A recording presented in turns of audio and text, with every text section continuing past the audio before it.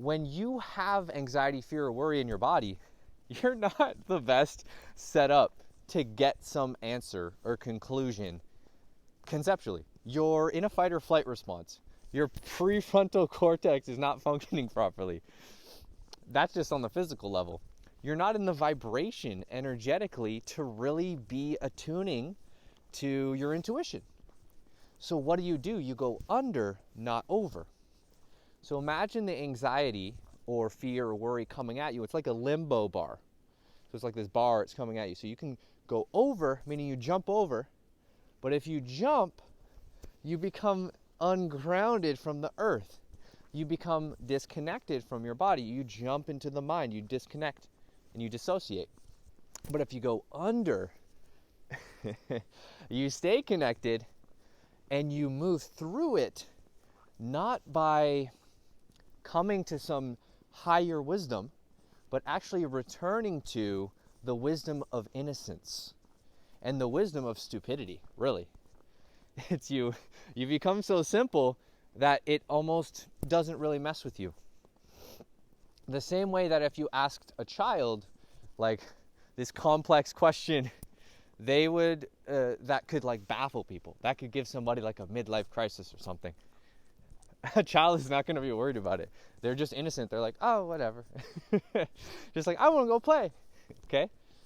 So we access that innocence by becoming so simple, slowing down and letting go of trying to figure it out. We let go and we become okay in the innocence of the unknown, just like a child. So if there's something your mind has been going over again and again and again, remember, when you're in fear, anxiety, or worry, you're not in the best place to be figuring it out. Your resources are kind of far away from you. Vibrationally, you're not attuned to be accessing truth. You're attuned to be accessing more fears because you're in the vibration of fear or worry, anxiety. And so what you'll get, what type of thoughts are going to come in on that frequency. So instead, you got to put the whole thing to the side and return to innocence. I want to explain this really well because I wish somebody explained this to me better before in my past. So you become so simple that you live a life almost where whatever that thing that had been occupying your mind, it's not like you're rejecting it or getting rid of it. You just see it, but you don't engage to try and figure it out. So you just go have some tea. Okay? You just go on a walk. You just let it all go. You go hang out with your friend and don't particularly have to bring it or anything up. You just go re-immerse in simplicity. You go re-immerse with life simplistically. Like, you